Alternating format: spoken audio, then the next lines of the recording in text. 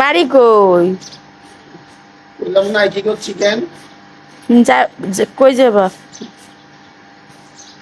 হুম, রাস্তায় যাই। রাস্তা কে আছে? রাস্তায় গিয়ে বাজার থেকে রাস্তায় গিয়ে বই বইয়া টাকা পয়সা দেয় কিনা। তুমি তো কাজ করে খাও। কাজ করে খাওয়া দাম নাই, বিক্রি করে খাইতে হবে। কে কাজ করে ভিক্ষা করে কারে খাবার গো? বোরে নাকি বাপ মারে?